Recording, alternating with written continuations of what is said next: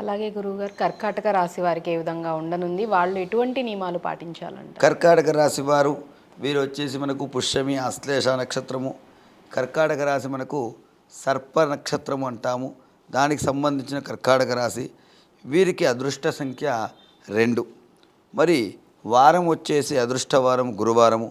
వీరు విద్యలో కాస్త ఆటంకాలు ఏర్పడతాయి. అంటే విద్యార్థులకు విద్యలో స్తబ్దత రావడం, పరీక్షల్లో ఉత్తీర్ణత శాతం అనేటువంటి తగ్గడం, ఇట్లాంటి ఇబ్బందులు కలిగినప్పుడు వీళ్ళు వెంటనే బాసర లేదా వర్గల్ మనకు సంబంధించిన సరస్వతి దేవాలయం ఎక్కడైతే ఉంటుందో అక్కడ మినిమం ఒక 5 మార్లు దర్శనం చేసుకొని అమ్మవారి యొక్క అర్చన, కుంకుమార్చన, వీలైతే అమ్మవారికి అభిషేకము, వస్త్రాలంకరణ చేయించడం వల్ల మేధా సంపత్తు, జ్ఞానం పెరిగి ఆ యొక్క విద్యలో కూడా రాణించడానికి ఆస్కారం ఉంటుంది.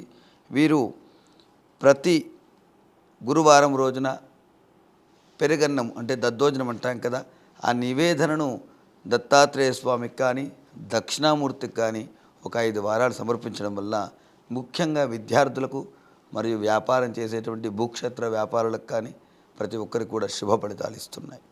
వీరికి అదృష్ట సంఖ్య కర్కాటక రాశి వారికి 2వ వారము గురువారము. వీరి సంవత్సరము శ్వేత వస్త్రములు ధరించడము చాలా యోగదాయకం. అంటే తెలుపు వస్త్రాలు ముఖ్యమైనటువంటి పనుల్లో ధరించడం విశేషమైన ఫలితాలు పొందుతారు.